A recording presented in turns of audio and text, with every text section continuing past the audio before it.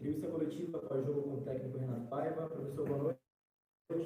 Só aparece no jogo de hoje, né, com relação à estreia do Série A do Campeonato Brasileiro, com relação até a modificação, a escolha do Tassiano no meio campo hoje, o Azevedo ficou no banco, além da avaliação da partida. Boa noite. Boa noite.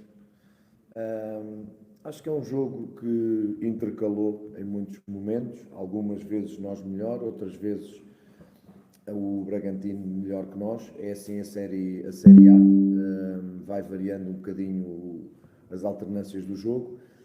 Acho que o melhor elogio que se pode fazer à nossa equipa é que, se aparecesse aqui alguém sem conhecer o contexto, não iria perceber qual é a equipa que está junta há mais tempo e qual é a equipa que se está juntando aos poucos e que vai estreando jogadores, que ainda foi o caso de hoje nesta partida. Portanto, acho que é o maior elogio que se pode fazer à minha equipa, um projeto Red Bull já sustentado, praticamente com a mesma equipa, tirando a saída do Arthur, e uma equipa que se juntou aos poucos no tempo e que hoje conseguiu competir, esteve na frente durante muito tempo, e acho que a final acaba por ser os detalhes do jogo que caem para o lado do Red Bull. Acho que é um jogo em que os detalhes, o Red Bull aproveita os erros do Bahia, o Bahia não aproveita os erros do Red Bull. Tem um lance em que o Admir está isolado e pode de facto pôr-nos na vantagem, e isso não acontece. A outra bola do Jacaré. Portanto, foi um bocadinho um jogo dividido, um jogo com alternâncias, como eu digo. Talvez o Red Bull, o Bragantino, um bocadinho melhor no espaço do jogo, mas nós também com momentos muito interessantes. Faltou-nos capacidade para ter um bocadinho mais a bola, senti isso. O Red Bull é uma equipa que pressiona muito e bem, muito alto, com muita gente, praticamente ao meio a homem, o que torna muito difícil, e nós aí notou-se um bocadinho a nossa falta de trabalho ainda, a falta de entrosamento ainda de alguns jogadores, mas acho que para uma estreia na Série A estamos obviamente muito tristes, porque até estivemos a ganhar, tristes com o resultado, mas acho que a exibição dá-nos muito alento, dá-nos muita esperança para o futuro, e continuar já a trabalhar, manter esta vontade, esta forma de competir, porque o Brasileirão é assim mesmo. E o que eu disse aos jogadores hoje, os detalhes caíram para o lado do Red Bull, noutros jogos caíram para o nosso lado, e de facto acabamos por perder se o Red Bull ser muito superior a nós ou nos passar por cima. A opção do Tassiano porque é um jogador, eu hoje priorizei muito a experiência na Série A. Era uma estreia, a equipa ia se estrear, muitos jogadores iam se estrear hoje, e eu privilegiei jogadores com experiência desta prova, desta competição, para não sentir tanto o primeiro jogo. O Nico ainda não tinha, é um jogador que nunca jogou na Série A, e portanto ter destas opções nada tem a ver com o rendimento do Nico, obviamente. É bom termos cada vez mais opções. Aqui claramente o que fez a diferença foi, para além obviamente da qualidade, a capacidade que o Tassiano tem de conhecimento desta competição, e acabou por fazer um excelente jogo. Pena a lesão que o obrigou a sair do jogo, mas fez uma excelente partida. Boa noite, professor. Boa noite. Gostaria que o senhor falasse a respeito do começo do segundo tempo da equipe. O Bahia faz um gol, estava bem no jogo, mas volta, parece que um pouco disperso, acaba tomando o gol e depois sofre a virada do Red Bull. Essa é a tua análise, não é a minha, lamento. E normalmente as pessoas fazem a análise como se o adversário não jogasse. E nós estamos na casa do Red Bull, volto a repetir, com uma equipa trabalhada e que joga junto há muito tempo. É verdade que mudou o técnico, mas nós também temos que perceber que há a reação dos adversários, não é? Marinho, nós queremos jogar, nós tentamos jogar, mas muitas das vezes o jogo é um jogo de competitividade, é um jogo de alternâncias. E repara, o Red Bull está a jogar em casa, está a perder 1-0, vai para o intervalo, e normalmente o treinador mexe em termos táticos, não foi o caso, mas mexe em termos emocionais, e os jogadores vêm com um alento diferente para o segundo tempo. Na minha ótica, porque eu não mandei a equipa recuar, na minha ótica é mais o jogo do Red Bull que nos faz vir para trás do que propriamente, é mais a reação do Red Bull do que propriamente a nossa apatia ou o nosso não querer jogar. Nunca disse isso aos jogadores. E depois o golo nasce como nasce, não é? Pena, porque até aí, mesmo nessa situação, o Red Bull não tinha tido grandes oportunidades que obrigassem o Marcos a defesas estrondosas, como por exemplo o Admir teve 1 contra 1 com o goleiro do Red Bull. Portanto, temos que perceber que do outro lado há uma boa equipa, tem muito bons jogadores, houve uma reação natural de quem joga em casa e nós aí não conseguimos dar a resposta à reação do adversário, mas foi mais por mérito deles do que de mérito nosso. E depois eu digo, o que acaba por fazer aqui desequilibrar este jogo são os detalhes. E os detalhes caíram para o Red Bull. Repara que no segundo golo o Gabriel vai cabecear a bola, se não cabecear a bola sai fora. A bola sai fora. Mas isto são as coisas que a inexperiência que eu falo, que só há desculpa para muita gente, a inexperiência dos jogadores vão pagando esta fatura. Claro, não é o caso do Iago, porque o Iago é um jogador muito experiente. Mas é também o nosso ADN de querermos jogar, não queremos dar chutão. E às vezes é preciso dar chutão. E o golo passa um bocadinho por aí. Em termos gerais, mesmo com o Jacaré adaptado, mesmo com a juventude do Gabriel, mesmo com a estreia praticamente a titular do Admir e do Iago, Tassiano, desculpa, eu acho que acabámos de fazer uma partida competente, competitiva, mas também temos de perceber que do outro lado está uma boa equipa que jogava em casa e para mim foi mais reação deles do que de mérito nosso. Você falou sobre os detalhes, né, professor? Os dois lances que originaram o gol do Bragantino, né, o domínio do Ademir, também tem o lance do Gabriel, enfim, a situação do Iago Felipe. A Série A, em geral, ela não costuma perdoar, e o futebol em geral também. Essa avaliação é muito importante para complementar a competição. Aliás, eu ouvi jogadores, quando entrei no vestiário no final do jogo, as vozes que se falam de alento de grupo, porque o grupo está forte, o grupo está bem, o que se dizia é, meus amigos, Série A é isto. É um erro e o adversário aproveita. Série A é isto.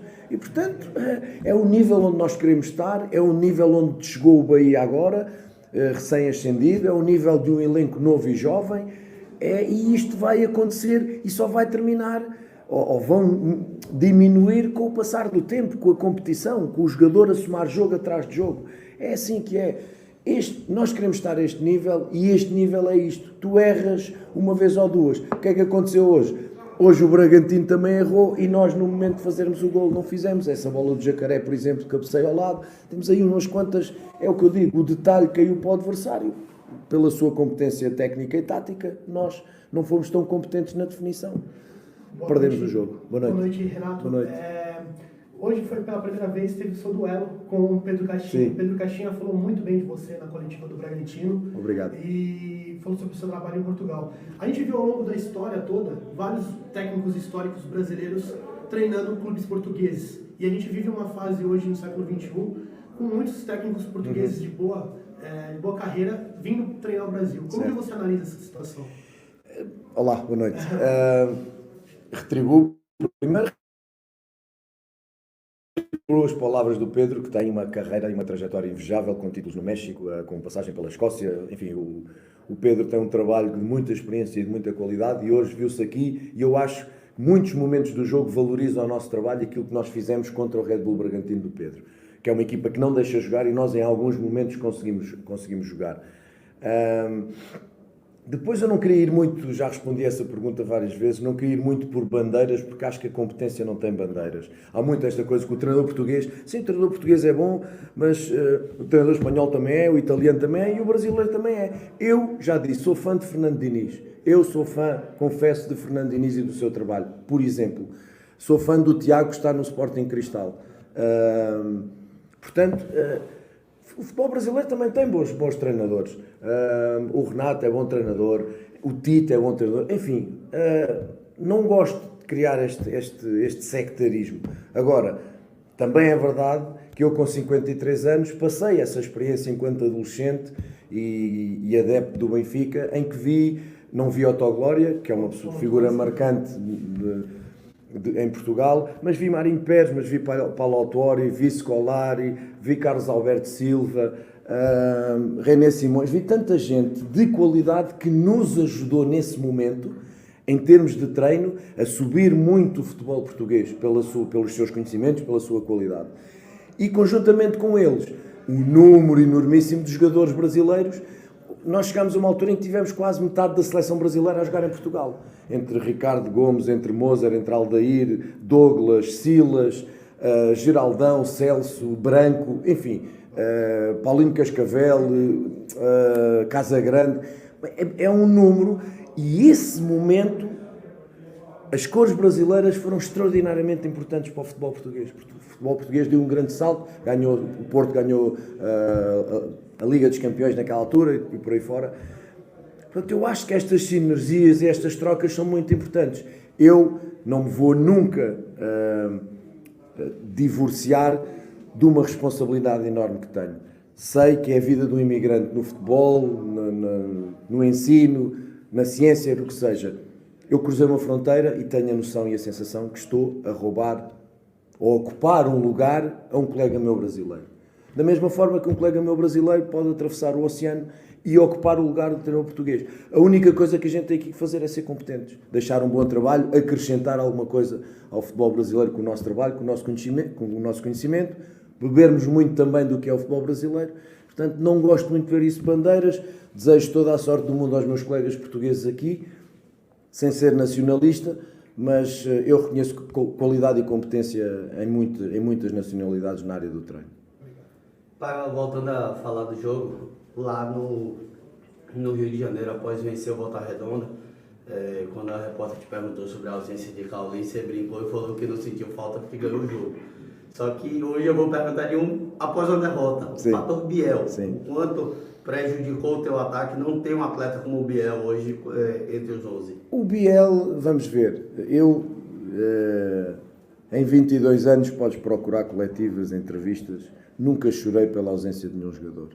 Tenho um elenco para cuidar, tenho um elenco em que confio, hoje jogam uns, amanhã jogam outros, treinam todos muito bem, dificultam muito as minhas escolhas. Eu não vou chorar pelo Biel. Sabendo nós a importância que o Biel tem tido, tem sido um titular constante, é um desequilibrador no último terço em relação aos adversários, está muito rotinado, por exemplo, com grande parte da equipa, por exemplo, com o Everaldo, é só ver o golo de Volta Redonda. Às vezes serve o Biel o Everaldo, desta vez foi o Everaldo que serviu o Biel. São as sinergias que se vão juntando com o treino. Hoje esteve o Admir, esteve o Cauli, estivemos 11. Agora, se o Biel jogasse, ganharíamos, não sei. Se o Biel jogasse, perderíamos por mais, não sei, não faço ideia. O que eu sei é que o Biel não pôde jogar e eu tive que encontrar soluções, tenho um elenco para encontrar soluções, não obviamente escondendo a importância decisiva que o Biel tem tido nesta trajetória até o dia de hoje. Agora temos que dar continuidade à Série A, né? São mais 37 rodadas e Copa do Brasil, evidentemente. Queria que você falasse dessa importância agora de uma semana de preparação para o jogo do Botafogo e depois Volta Redonda em casa também. Muito importante termos esta semana de trabalho, muito importante, porque de facto precisamos, há detalhes na saída de bola, na organização defensiva, há detalhes que nós precisamos melhorar. Temos Vítor Hugo a chegar e que tem que perceber as nossas dinâmicas de linha defensiva e vamos aproveitar a semana toda para isso. É isto que eu gostava de ter, era semanas largas, completas, para poder trabalhar a equipa. É isso que vamos fazer, felizmente temos essa oportunidade, trabalhar em cima disso, preparar o jogo com outro colega meu, que esse sim eu conheço muito bem, o Pedro pessoalmente só conheci hoje aqui. Jogo difícil, Botafogo ganha hoje, é um jogo muito complicado, como são todos no Brasileirão, mas jogamos em casa, espero que a nossa torcida esteja em força, reconheça o nosso esforço, o nosso trabalho hoje aqui, aquilo que nós fizemos, queriam mais, evidentemente que sim, nós também, mas contamos muito com o apoio deles, é muito importante nestes jogos equilibrados, que a nossa torcida faça aquilo que tem feito sempre, apoio do primeiro ao 90º minuto ou mais, que nos ajude de facto a olhar para esse jogo em casa e ganharmos os 3 pontos em relação ao Botafogo. Professor, para quem jogou as retas finais de estaduais, a janela da CBF ela ficou aberta até o dia 20, vai ficar aberta no caso até 20 de abril. Teu elenco está fechado a princípio para essa janela, mesmo com a lesão do Marcos Vitor. E eu queria que o senhor falasse um pouco a respeito do Vítor Hugo, que eu acho que o senhor ainda não falou dessa contratação, do peso desse jogador que chega no teu elenco. Sim, o elenco em princípio está fechado, só se houver alguma coisa extraordinária de negócio, de oportunidade, ou houver, Deus queira que não, alguma lesão mais grave, mas em princípio o elenco está fechado até à próxima janela, pelo menos, mas isso é um tema que o Cadu acho que já respondeu numa entrevista e portanto estará aí para responder, é a sua área.